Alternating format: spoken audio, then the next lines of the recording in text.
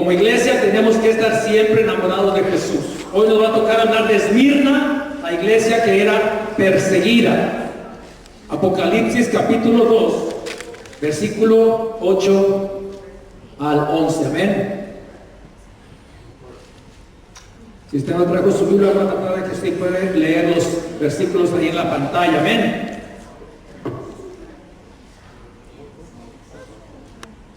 Leemos en el nombre del Padre, del Hijo y de su Santo Espíritu, y dice así: y escribe el ángel de la iglesia en Esmirna, el primero y el postrero, el que estuvo muerto y vivió, dice esto: yo conozco tus obras y tu tribulación y tu pobreza.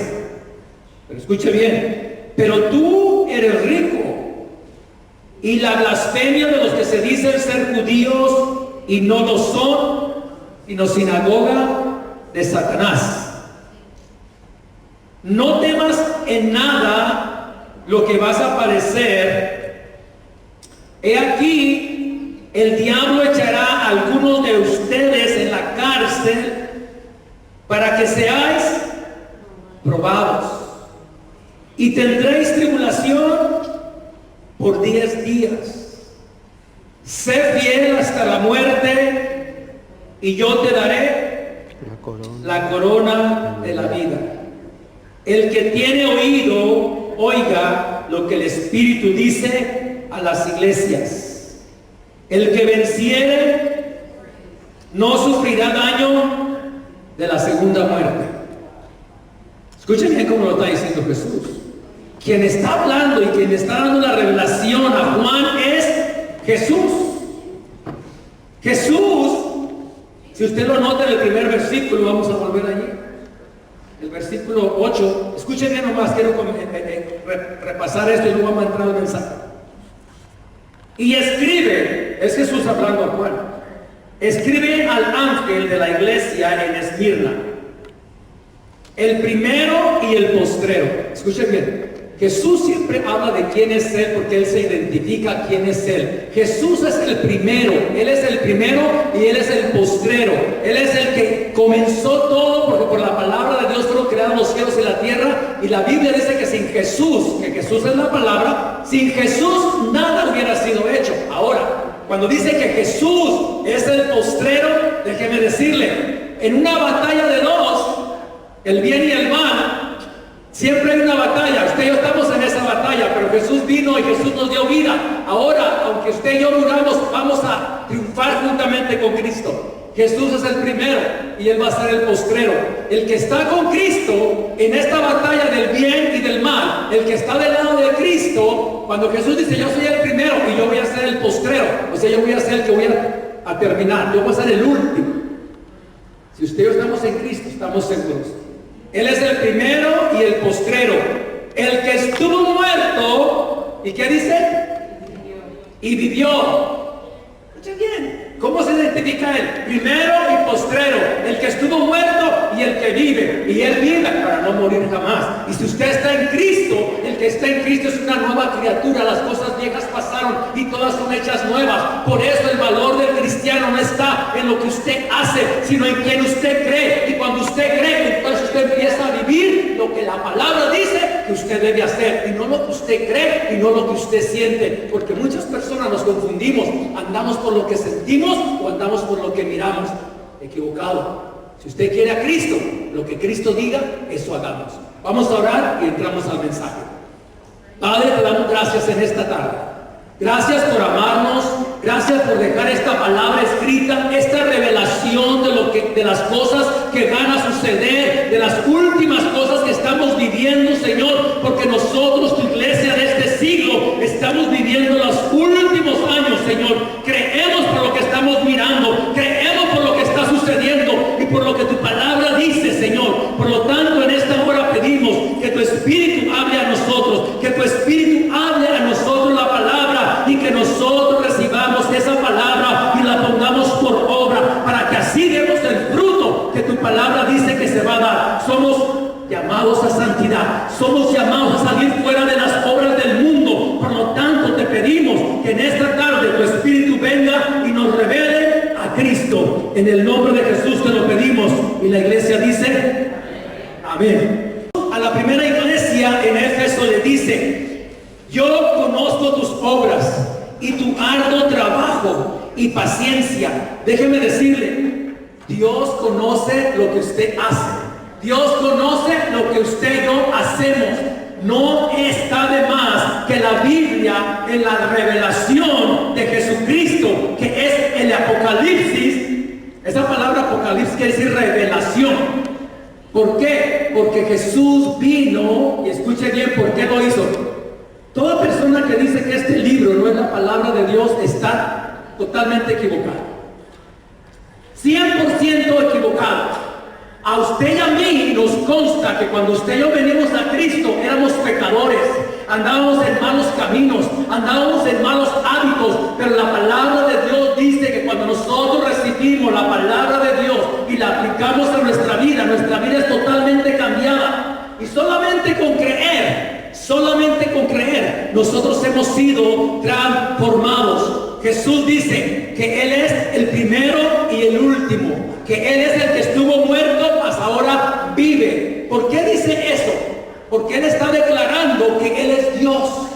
Él lo está declarando a la iglesia, porque este mensaje es para las iglesias.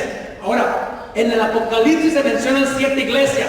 No era porque hubiera solamente 7 iglesias en aquel tiempo, sino que eran las iglesias que Dios eligió para que recibieran las cartas, porque estaban pasando situaciones múltiples, diferentes. Por eso cuando usted lee el Apocalipsis, usted dice, ¿por qué esta iglesia tenía este problema? Ahora, Esmirna tiene otro problema que es diferente al de Éfeso.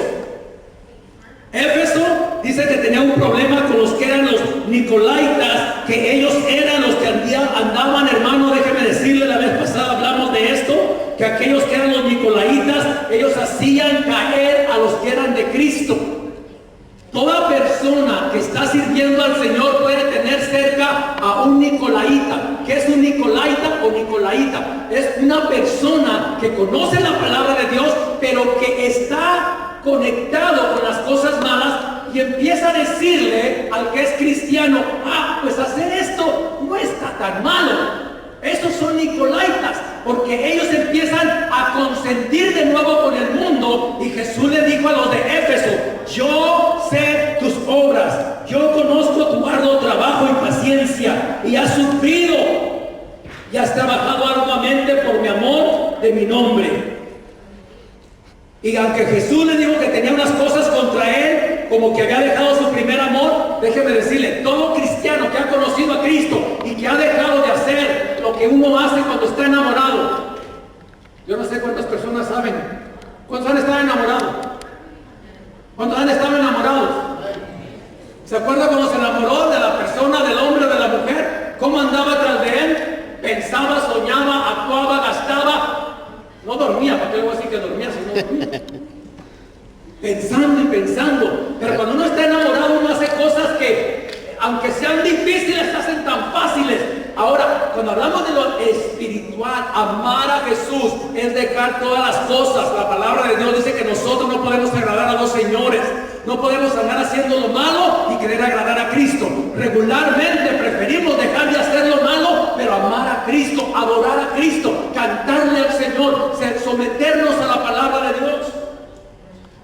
Ese es el mensaje a Éfeso. Ahora, el mensaje a Esmirna: yo conozco tus obras, le dice, versículo 9, y tu tribulación. Escuche, iglesia. Cuando hablamos de obras, estos hombres y estas mujeres de esa iglesia amaban a Dios tanto que predicaban la palabra. Y déjeme decirle, usted y yo pensamos que tenemos tribulación. Cualquier cosita nos asusta, cualquier menosprecio o cualquier piedrita, a veces decimos que es un gran problema. No sabe lo que es problema. Usted y yo no sabemos lo que es problema. Sabemos lo que es un disgusto. Sabemos lo que es una mala mirada, pero ¿quiere saber usted qué es tribulación? ¿Quiere saber usted qué es persecución? Esta iglesia sufría persecución y lo sufría por predicar la palabra. Y Jesús le dice a ellos, porque los está animando en aquellos años, cuando Juan recibió el Apocalipsis y la revelación, era el año 95, Jesús murió en el año 33, apenas habían pasado algunos 70 años, y las iglesias que crecían, estamos hablando de que esta iglesia estaba en Asia Menor, no era en Israel, era en otro país fuera, donde los judíos cristianos convertidos de hueso colorado amaban a Cristo, predicaban a Cristo, morían por Cristo. Déjeme decirle, nunca la iglesia creció más, aunque usted y yo digamos ahora que la iglesia de Cristo ha crecido más en este año, nunca ha crecido más la iglesia que en los primeros 100 años. ¿Y sabe por qué? Porque cuando el Espíritu Santo fue derramado sobre aquellos hombres, entraron con tanto amor, con tanto temor a Dios, que eran ellos dispuestos a ir y dar la vida por Cristo, predicaban el Evangelio, y entre más morían ellos, más la iglesia se multiplicaba, entre más morían. Por eso cuando el ángel le dice: yo conozco tus obras y tu tribulación y tu pobreza. Pobreza no porque no tuvieran, es que porque eran perseguidos, andaban huyendo, no tenían posesiones, dejaban todo por ir tras predicar la palabra de Cristo. Sufrían hambre, sufrían frío. Déjeme decirles, si usted no ha leído, muchos de los cristianos cuando huían, ellos se iban a las cuevas, se iban a las montañas, porque ellos preferían huir de la ciudad donde los querían matar, pero no negar el nombre de Cristo. A muchos que agarraban los torturaban y los mataban. Pero esta iglesia fue una de las iglesias más asediadas, pero fue una de las iglesias que más predicaba la palabra del Señor. Yo conozco tus obras y tu tribulación y tu pobreza, pero escucha bien. Muchos cuando te ven que no tienes todo lo que quieres, pero cuando tú eres un hombre que eres perseguido por la palabra de Dios, por predicar la palabra de Dios, por tu servicio al Señor, tal vez no tengas todos los deseos de tu corazón, porque andas predicando al Señor, porque estás en el servicio del Señor, tal vez no tienes todo lo que tú pudieras tener, pero el Señor le dice: tú no eres pobre, tú eres rico. Porque muchos tienen posesiones, pero nosotros, como dice el Evangelio en Mateo capítulo 6, no nos hagamos tesoros aquí en la tierra, sino que hagamos tesoros en el cielo. Todo aquel que sirve al Señor, que ama al Señor, que predica la palabra de Dios, que enseña la palabra de Dios, que sirve de corazón, ese hombre y esa mujer están haciendo los mejores tesoros, donde ni el orín, ni la polilla, ni ladrones roban ni hurtan, están haciéndolos en el cielo. Por eso este mensaje es para la iglesia. Iglesia, pon tus ojos en Cristo y deja que el Señor haga a través de ti lo que Él tiene que hacer. Cada creyente debe amar la palabra, debe predicar la palabra. ¿Tienes tribulación? ¿Tienes momentos difíciles? Sí, pero qué bueno es a pesar de ello mantenerte en el servicio al Señor. No porque yo estoy pasando un momento difícil voy a dejar de servirle al Señor. No porque estoy pasando un momento difícil voy a dejar de hablar la palabra de Dios. El Señor nos dijo que aquel que pone la mano en el arado no debe mirar hacia atrás. ¿Qué es poner la mano en el arado? El que pone la mano en el arado pone la mira al frente para que haga una línea derecha y no quita la mirada de donde tiene el punto, y el arado solamente lo agarra y lo sostiene fijamente y va trabajando y va trabajando. Así debe ser el cristiano, con la mira puesta en Jesús, el autor y el consumador de la fe, el cual mira tus obras. Él te mira a ti, Él sabe lo que tú haces. Así de que nosotros, los hijos de Dios, debemos saber que no podemos hacer nada que esté oculto. Él lo conoce todo. ¿Por qué lo conoce todo? Porque Él nos dio su Espíritu Santo. ¿Dónde está el Espíritu Santo de Dios? ¿En dónde está? Está dentro de nosotros. Todo lo que yo hago, todo lo que yo hablo, si es justo o injusto, Dios lo conoce. ¿Por qué? Porque Él está en mí, dentro de mí y alrededor de mí. Por lo tanto, yo debo andar en un temor y temblor para con el Señor. Yo debo tener cuidado de lo que veo. Yo debo tener cuidado de lo que hago. Yo debo tener cuidado de mi temor, porque hay un Dios que está en mí y dentro de mí. Y ese Dios te ama celosamente. Él ha venido no para avergonzarte, sino para salvarte, para limpiarte y ponerte en un lugar de honor. El mejor lugar de honor que un hombre y una mujer pueden tener es amar al Señor con todo su corazón. No te apartes del camino del Señor, por más que te cueste. ¿Tendrás lágrimas? Sí. ¿Vas a llorar? Sí. ¿Vas a sufrir? Tal vez sí. Pero ¿sabes qué?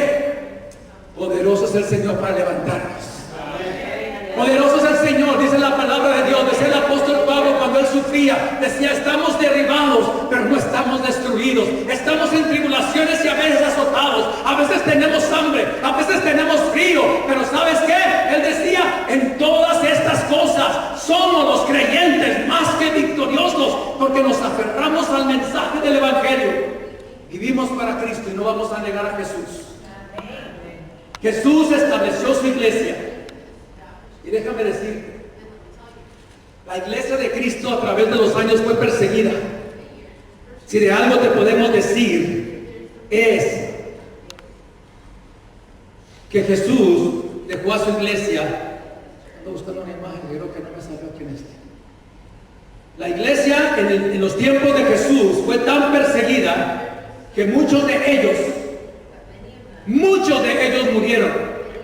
Esta iglesia fue una de las iglesias más perseguidas, aunque había tantas iglesias, pero Esmirna fue una de las iglesias más perseguidas. Y por eso cuando Jesús se acerca a la revelación de Juan y le dice acerca de Esmirna: dale una palabra de aliento, porque yo conozco lo que Esmirna está pasando. Versículo 10 le dice: no temas en nada lo que vas a padecer. Escúchame bien. No temas en nada lo que vas a padecer. He aquí, el diablo echará a algunos de vosotros en la cárcel para ser probados, y tendréis tribulación por ¿cuántos días? Para todos aquellos que siempre quieren saber de numerología, hay mucha gente que quiere saber qué significan esos 10 días. ¿10 días? ¿10 días? O sea, ¿10 días? No, no son 10 días. Todas las cosas en la escritura tienen un valor y tienen un propósito. Cuando usted va a mirar la escritura, estos 10 días al final de la persecución de la iglesia, desde el año que Jesús murió y resucitó, y la iglesia fue establecida a través de las llaves que se le dieron a Pedro. ¿Cuáles fueron las llaves que se le dieron a Pedro? Las llaves de comenzar a predicar el Evangelio de Jesucristo. Pedro no fue el Papa como mucha gente lo dice. Cuando Jesús le dijo: tú eres Pedro y sobre esta piedra edificaré mi iglesia, Pedro es una piedra. Jesús dijo: tú eres Pedro y sobre esta roca, la roca es Jesús. Pero a ti te voy a dar las llaves del reino de los cielos. ¿Cuáles eran las llaves del reino de los cielos? Pedro, tú vas a ser el que vas a iniciar la predicación del Evangelio a todas las personas. Y si usted ve en el libro de los Hechos, se cumplió la promesa de Jesús. Las llaves que se le fueron dadas a Pedro era como cuando usted abre una puerta. Pedro abrió la puerta de la predicación para las naciones.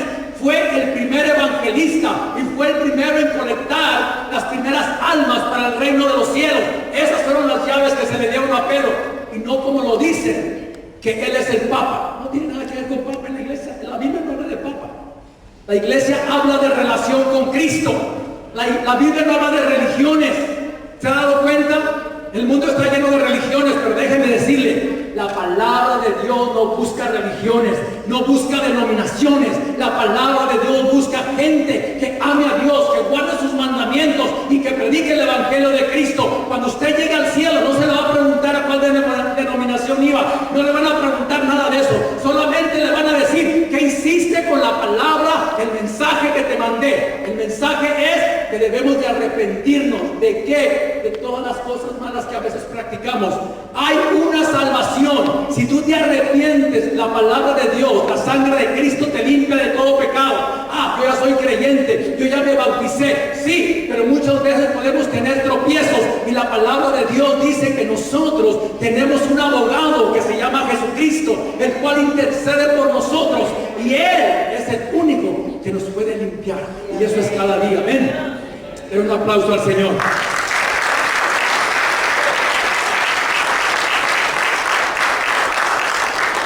La iglesia fue tan perseguida, usted no sabe. Vinieron más de 10 emperadores romanos. Escúcheme bien. Más de 10 emperadores romanos que estuvieron antes de que la iglesia oficialmente fuera declarada como la iglesia universal de Cristo. Por eso la palabra católico quiere decir universal, simplemente no es otra cosa. ¿Por qué se estableció la iglesia católica? La palabra católico quiere decir simplemente universal. Había 10 emperadores que persiguieron a la iglesia, hicieron terribles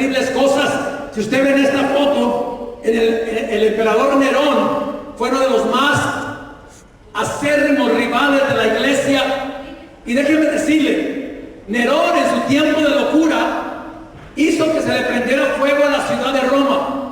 Y después de que en su locura, porque estaba, de verdad, estaba un poco desquiciado, no era otra palabra, era la verdad, Nerón estaba desquiciado, mandó hacer que incendiaran Roma por gusto o su locura de él. Y después de que lo hizo, vino y dijo que quienes habían incendiado la ciudad de Roma habían sido los cristianos. Entonces a todos los cristianos que ya eran perseguidos, empezaron a perseguirlos aún más y los llevaban al Coliseo romano, donde en el Coliseo romano los metían con las fieras, con leones, con tigres, con cualquier animal y los despedazaban.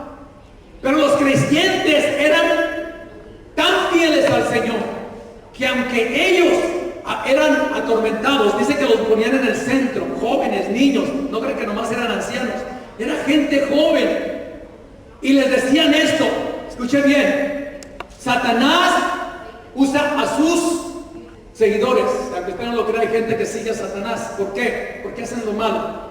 Ellos no van a confesar que siguen a Satanás, pero usted lo puede mirar por sus obras. Por eso de usted la gente no va a decir nomás que es cristiano, nomás porque usted le diga que es cristiano. La gente va a conocer que usted es cristiano porque usted tiene obras dignas de un cristiano. Es compasivo, es misericordioso, aunque lo ofendan, usted perdona, usted no paga mal por mal. Ese es un cristiano. Por eso lo van a decir: usted es un verdadero cristiano, usted habla diferente, usted se comporta diferente, su forma de tratar a las personas, la forma de amar es diferente, y es que no se puede ocultar. Por eso dijo Jesús que nosotros éramos como una luz en medio de la oscuridad, un candelero. Si usted anda brillando por donde quiera que usted va, la gente no va a poder decir que usted no es creyente. Esa persona va a mirar sus obras y va a exaltar al Padre que está en el cielo, va a decir: verdaderamente usted es una persona diferente. Ponían a los cristianos en medio del círculo romano, y estas eran las palabras de ellos. Querían que renunciaran a su fe. Si alguien renunciaba a su fe, lo sacaban y no moría, pero lo conocían como un traidor a la fe. Entonces se dice que los creyentes en medio del círculo del Coliseo romano, cuando ellos estaban allí y les decían, los torturaban, les decían que vamos a sacar a los leones, y era verdad, los leones eran hambrientos, no les daban de comer más que a los cristianos. Y antes de que salieran los leones, les decían: el que se arrepienta de ustedes y niegue la fe en Jesucristo, lo podemos sacar de aquí. Y aquellos creyentes, en lugar de renunciar, les decían: ¿cómo nosotros vamos a renunciar de Jesús si Él murió por nosotros? Y tomaban sus manos y se unían en un círculo y cantaban cánticos al Señor. Cantaban cánticos al Señor. Unidos sacaban a los tigres o a los leones, porque decían: estos creyentes están re locos. Y como los consideraban que eran los que habían incendiado Roma, creían que eran merecedores del castigo más cruel, y soltaban a los leones y los desgarraban. Y aquella gente en el Coliseo llegaba a vitorear y a aplaudir ver la muerte de los cristianos.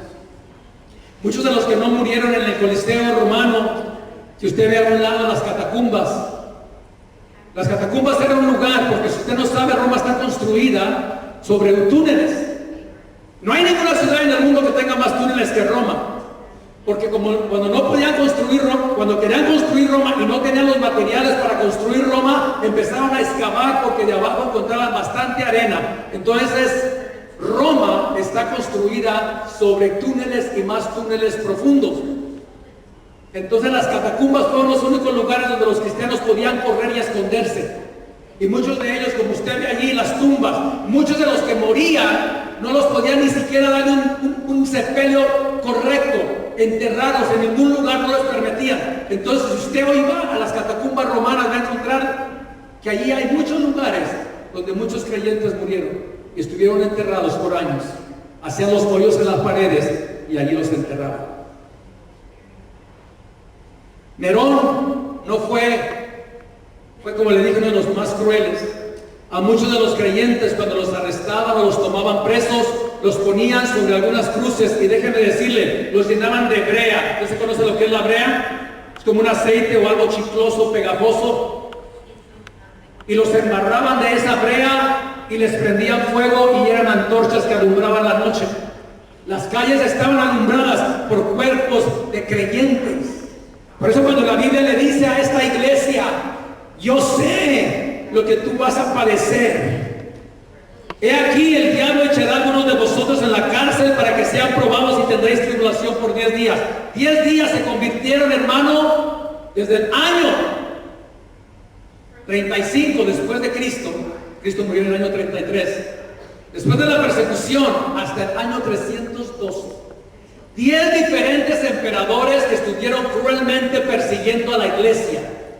Y estos creyentes murieron fielmente, no negaron el nombre de Jesucristo. Por eso Esmirna es la iglesia que fue perseguida. Y el Señor hoy nos dice a nosotros, iglesia, nosotros somos el cuerpo de Cristo. A muchos de nosotros va a venir persecución, a muchos de nosotros va a venir tribulación. Pero dice la palabra que tú no tienes que temer lo que te vas a padecer. ¿Qué es lo que te quiere decir el Señor? Si el Señor Jesús, Él mismo, sabía que iba a ser muerto y sabía de qué tipo de muerte iba a sufrir, y cuando Él fue a su Padre y le dijo, Señor, pasa de mí esta copa, sí es posible, pero no sea como yo quiero, sino como tú quieras. ¿Sabes que la vida de un cristiano es más fuerte cada día solamente conforme la prueba que pasas? Y un creyente que se acostumbra a pasar de victoria en victoria, se pone la armadura, como dijo el apóstol Pablo. Ustedes creyentes deben vestirse de la armadura de Dios para que puedan resistir en el día malo. ¿Sabes cuál es la mejor arma que el creyente puede tener? El escudo de la fe. El escudo de la fe. El yelmo de la salvación era un casco que protegía la cabeza del soldado. El escudo era la única armadura con la cual se podía defender cuando ya el dardo era lanzado a él. Entonces el apóstol Pablo, mirando cómo los soldados romanos usaban su armadura, Pablo lo hace una ilustración para la forma de que un cristiano debe aprender a pelear en su vida espiritual. ¿Por qué Pablo conocía bien la armadura de los soldados? Porque Pablo fue preso a domicilio, y en aquellos tiempos, cuando un preso estaba preso a domicilio, tenía a un soldado romano amarrado a la mano de él con unas esposas. El soldado era responsable del preso. Y como a Pablo se le permitió predicar y enseñar la palabra mientras estaba preso, aquellos soldados que estaban custodiando a Pablo escuchaban las verdades del evangelio. El poder del Espíritu Santo obraba en ellos. Y déjame decirte, si hubo alguien que convirtió más soldados a la fe de Cristo, fue el apóstol Pablo, porque estuvo preso por 3 años, y entre más soldados le ponían, más gente se convertía. No hay nada más hermoso. Jesús, cuando se fueron, nos dejó solos. Escucha bien, Jesús nos dejó con el poder del Espíritu Santo. Jesús dijo, yo me voy, pero no los voy a dejar solo. Si hay alguien que sabe cuidar de su esposa, se llama Jesús. Bueno, todavía somos la novia ahorita. Ahorita somos la novia de Jesucristo. Cuando lleguemos allá, van a ser las bodas del Cordero. Nos vamos a ir a las bodas del Cordero, a vivir una relación donde vamos a estar juntos como una pareja. Así como el hombre y la mujer se casan y viven juntos, así un día nosotros, la palabra de Dios escrito está, que Él va a celebrar unas bodas. ¿Y cuáles son las bodas? La iglesia se une a Jesucristo, que es el esposo espiritualmente hablando, y nosotros vamos a vivir en su casa, que es el reino de los cielos. Amén. En los cielos, en la nueva Jerusalén. Y esa es la esperanza que miramos los creyentes, de que Jesús es el primero, Él es el último, Él es el que estuvo muerto, pero ahora vive. Y un día tú y yo, y es que no viene Cristo antes, llegamos a morir, pues ya tenemos la esperanza de que vamos a resucitar. Por eso la muerte no es más temor para el creyente. La muerte ya no tiene poder, porque ahora yo le digo, ¿y qué? ¿Y si muero? Tengo la esperanza más hermosa de vivir una vida en una relación con mi Señor para siempre. Esta vida aquí es pasajera, esto es una jornada. Nuestra llegada final es el cielo.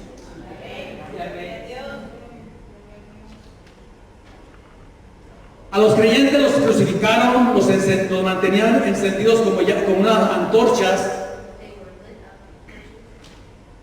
El apóstol Pedro y el apóstol Pablo fueron de aquellos hombres que les tocó morir una muerte entre esos emperadores. El apóstol Pablo fue decapitado. al final de sus años de predicar el Evangelio y de predicar de Cristo bajo los mismos emperadores romanos, a él fue decapitado. El apóstol Pedro fue crucificado.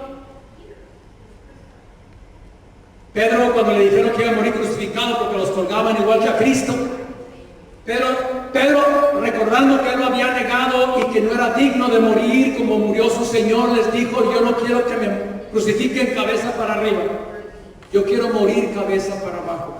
No soy ni tan siquiera digno de morir como murió mi Señor. ¿Qué le quiero decir con esto, iglesia? Que la iglesia de Jesucristo, en estos días que estamos padeciendo algunas tribulaciones, algunas circunstancias, algunos momentos difíciles, yo le quiero recordar que Dios lo creó a usted y lo formó a usted para que usted sea un hombre y una mujer victoriosa espiritualmente. El Señor envió su Espíritu Santo, con el cual nos dio grandes y preciosos dones, los dones del Espíritu Santo, la palabra de sabiduría, palabra de ciencia, fe, sanidad, milagros. Nosotros podemos hacer todas estas cosas en el cuerpo de Cristo. ¿A qué nos ha llamado el Señor, iglesia? A hacer un trabajo. Yo sé que tú sabes cuál es tu llamado. Yo sé que tú sabes en cuál área tú eres más fuerte. ¿Por qué crees que Cristo te dio esa habilidad? ¿Por qué crees que el Espíritu Santo te dio esos regalos? Para que tú los uses para edificar la iglesia. Es tiempo de que la iglesia se mire así, como un cuerpo, y decir: lo que tú haces, hazlo bien. Lo que yo hago, lo voy a hacer bien. ¿Qué está esperando el mundo? Ver a la iglesia de Jesucristo y a los hijos de Dios despertar a la realidad. El mundo pasará, a la palabra de Dios no pasará. No hay nada más poderoso. Pablo decapitado, Pedro crucificado, el apóstol Juan, se dice que hubo un emperador que fue tan malo que cada vez sacaban una tortura nueva. Cuando el apóstol Juan lo encontraron y lo arrestaron, se dice que aquel emperador le dijo a sus soldados: con que este es Juan. Sí, dijeron. Este es, escucha bien, este es del que dice la iglesia que no va a morir.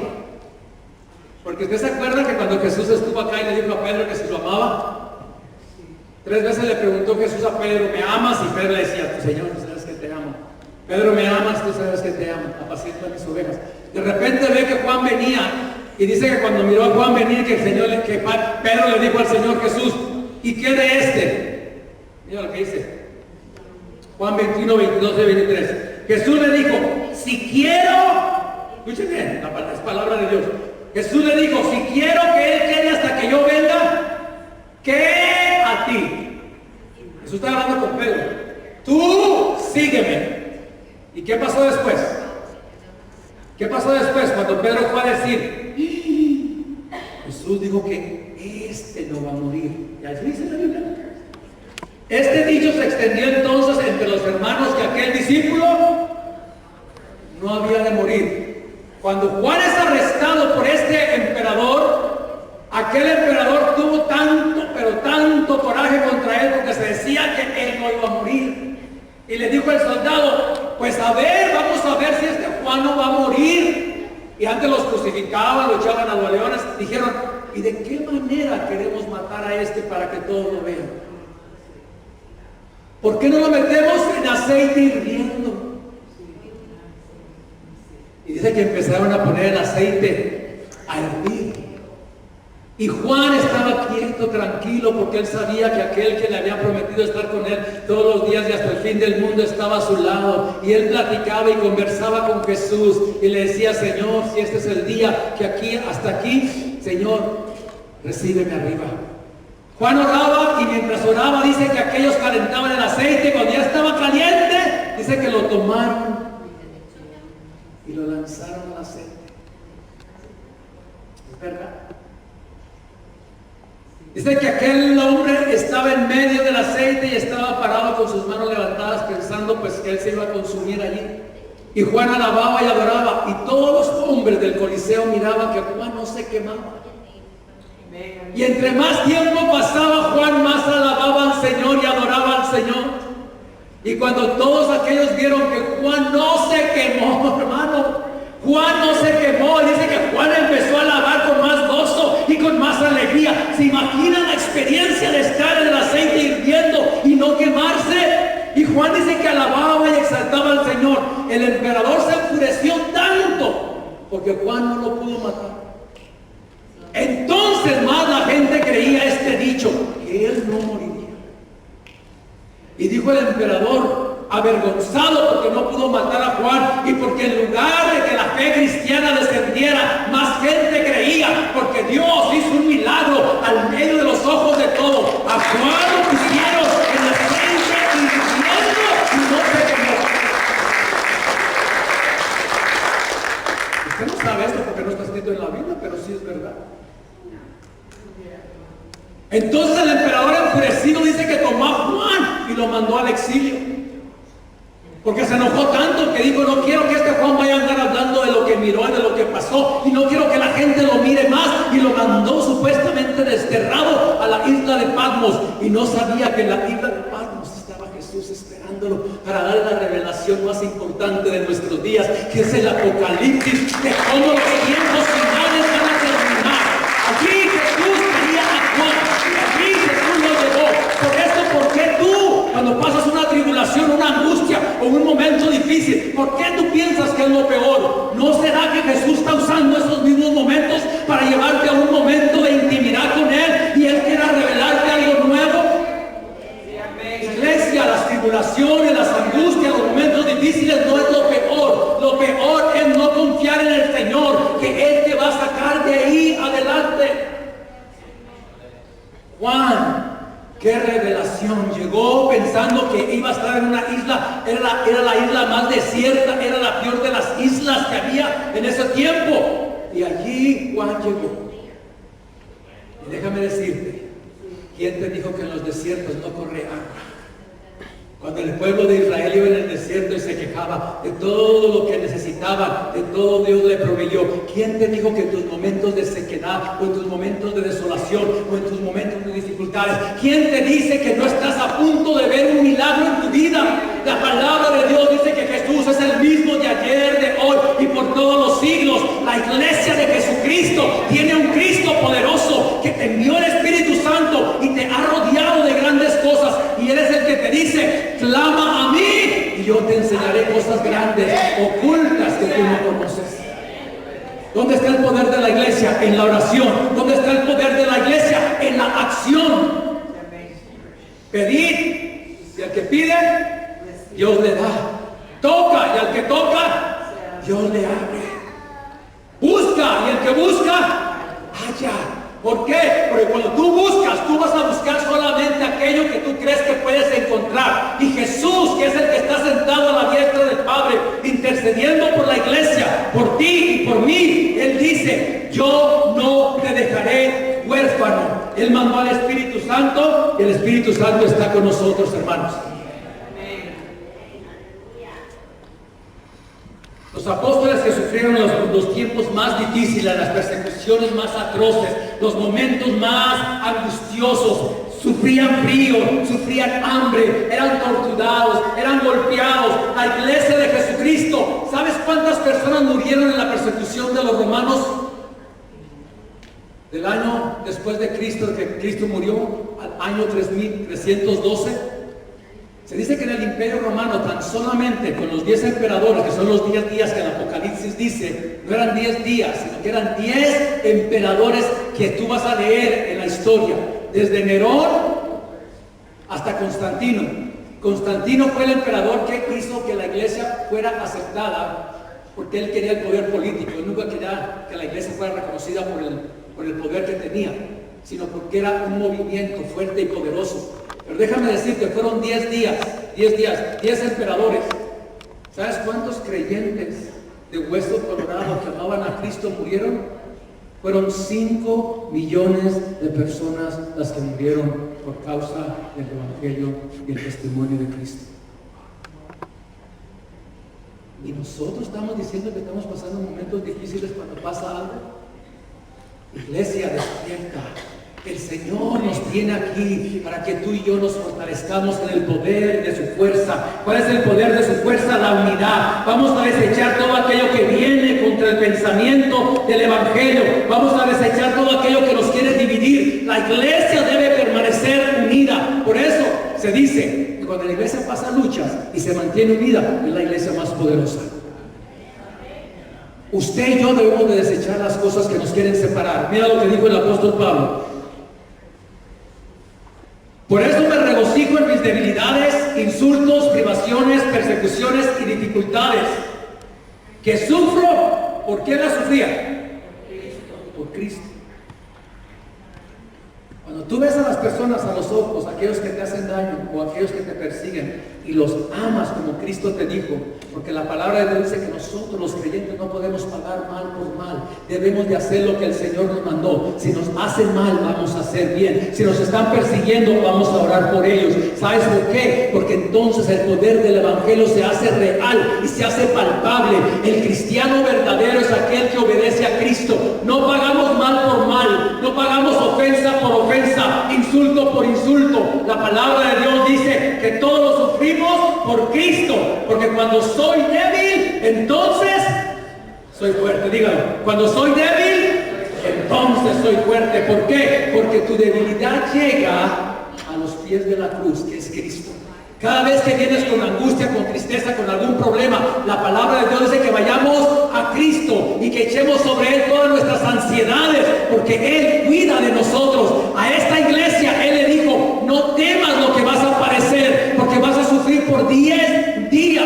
Y déjame decirte, si algo afectó el crecimiento de la iglesia, fue cuando en el año 312, si tú lees la historia de la iglesia, en el año 312, después de que fue constituida como la iglesia universal, dejaron de perseguirlos.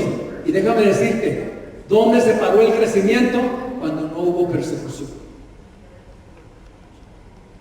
Se enfrió el amor.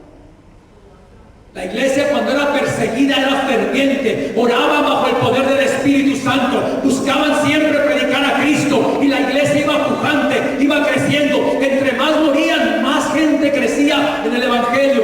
Iglesia, cuando venga la persecución, la angustia, la tristeza a tu vida, es cuando tú tienes que buscar más de Cristo.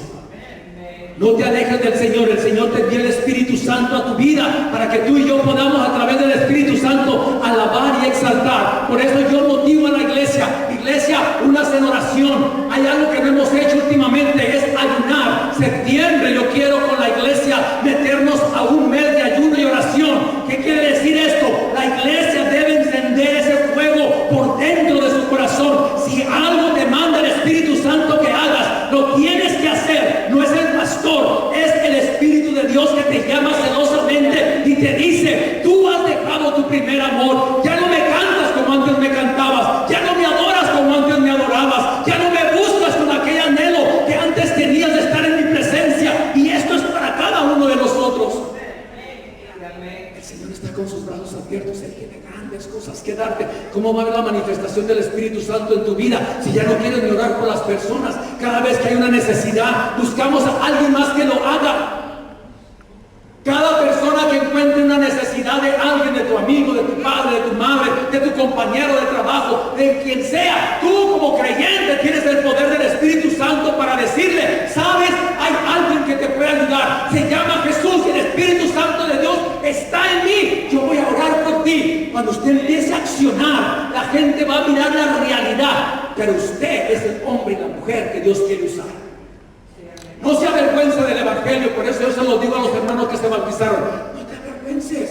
Si te preguntan por qué te bautizaste, dile: ¿a qué edad se bautizó Jesús? Es bíblico, es correcto, es la realidad. El bautismo no es para los niños, el bautismo es para los que hemos cometido pecado y debemos de arrepentirnos. La palabra arrepentimiento quiere decir: yo cambio mi mente, ya no quiero mi forma de pensar, quiero la mente de Cristo. Por eso la palabra arrepentimiento quiere decir que si ibas para el infierno, si ibas en el camino del enemigo, si ibas haciendo lo malo, ahora ya te vas a volver y vas a ir hacia el cielo y vas a caminar con Cristo y vas a hacer la voluntad de Dios. Y cuando tú hagas la voluntad de Dios, las personas que te ven se van a admirar, pero no nomás se van a admirar, van a querer ser como tú.